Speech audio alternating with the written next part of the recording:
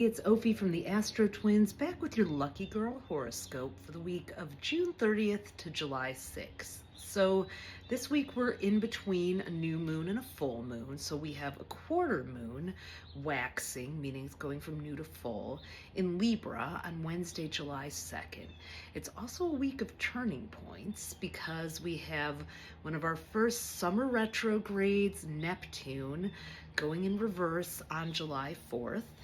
And the very end of Uranus's long tour through Taurus, which began back in 2019 officially. So next week on July 7th, 7-7, Uranus is going to move into Gemini till November 7th, and then next April all the way until 2033. So we are wrapping up a cycle that has influenced the way we do technology, money, live our material lives, how we treat the planet. Taurus is an earth sign. So it's very fitting that this week the quarter moon is in Libra, which is the sign of balance.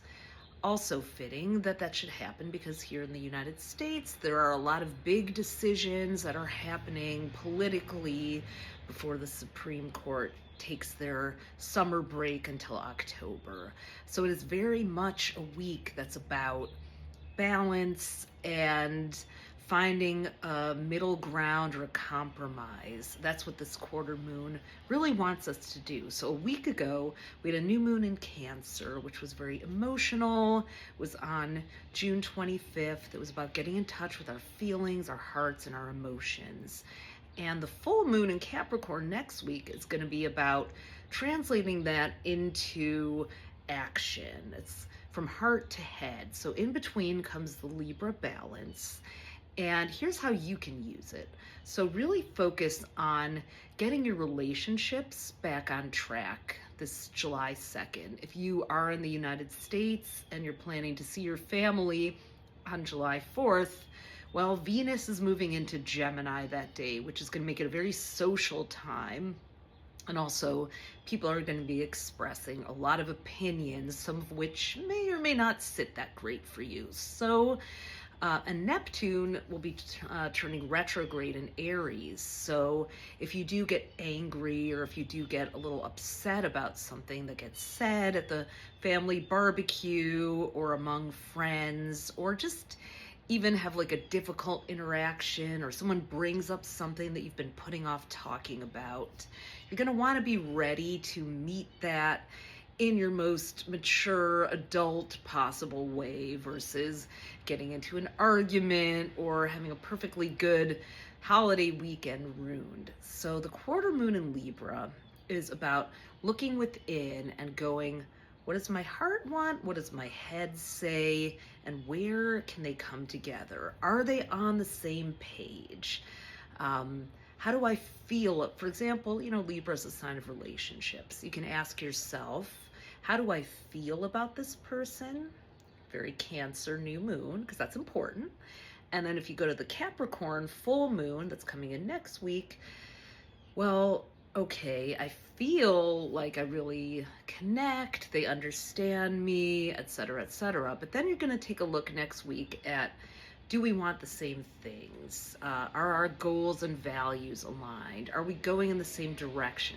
Capricorn is also about responsibility. Are we equal in terms of the maturity of our lives and our lifestyles? And if not, does that matter to you, or are you okay with it? So the Libra quarter moon this week is saying, okay, it doesn't have to all come out as a perfect yes, but what are your deal breakers? What can you and can't you live with?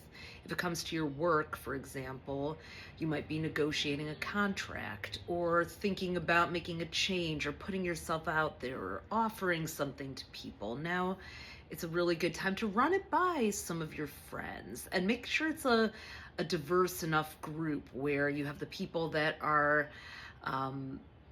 want things one way, and then another group that likes things another way. Some people who might want a lot of hands-on interactive offerings from you, and then another group might be like, give me this material and let me learn it on myself, for example. Let's just say you're a a creator who's offering a course or a program, as an example. So find out from both types of people how they might like to receive this information, learn it, and then use this week to really kind of take the feedback. You could do that if you have a job and you have a project or something you need to pitch, or a presentation, or something you want to ask for.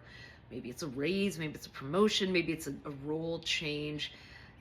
Do a little mock conversation with some people that you trust and get their feedback. This is a week to take in people's opinions, but not take them on. Take them in, but don't take them on, and get enough of a balanced population of people giving you those responses that you can then sleep on it and see how it comes out. So Libra is all about taking your time, and with Neptune turning retrograde, the first retrograde of the month, we'll have Saturn turning retrograde also in Aries on July 13th.